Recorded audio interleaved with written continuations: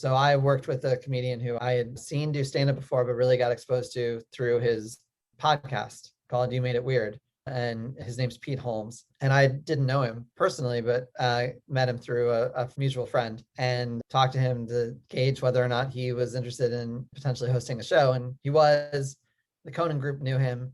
I pitched my idea. Pete talked about his philosophy of hosting, and everybody clicked really well. And so, we got to pitch that show. I got very lucky once again, like knowing the right people, being around at the right time for even the opportunity to pitch a late night show. And then because of TBS's relationship with Conan, not really because of me at all, they gave him a chance to make a pilot. And so that's how I got to move into producing, which was great. And I basically spent about 2 years working on the pilot, and then we got picked up and we made a year's worth of shows, which for us was like 80 something episodes. We got to be on the Warner Brothers lot, and we basically got to do everything that we wanted to do in that window. And it was, I talk about it now, and then I'm back to being an executive working at CBS.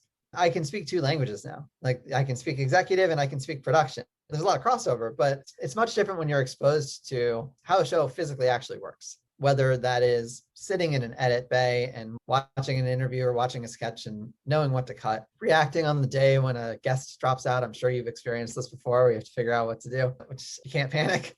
You just have to keep going forward and figure out the next step, and doing your best to prepare as much as you can and leaving enough space for those wild moments where, where something happens in the audience. With like one of the great moments that happened with Pete, he talked about his parents a lot, and he invited them to the show once. And Pete was interviewing another comedian, and in the audience, you could hear his dad say, "Who's that guy?" And Pete had to stop the interview, and he told his guest, "Did you hear that? My dad just said, 'Who's that guy?'" And that became the next 7 minutes of conversation. And, those are like the fun moments that happen on these shows that sort of are still unique to late night. But just the idea of like rolling with punches a little bit and making sure that, a lot of it is, I kind of harken back to being a camp counselor a little bit, dealing with a bunch of 12-year-olds or 13-year-olds and the awkwardness of being a teen and sort of growing up. And the same thing with the 18 or 19-year-olds that you're also in charge of, even if you're a year older than them, keeping those trains moving, making sure everyone is more or less happy or as happy as they can be. And when they're not, figuring out how to mediate. A lot of that happens in production as well.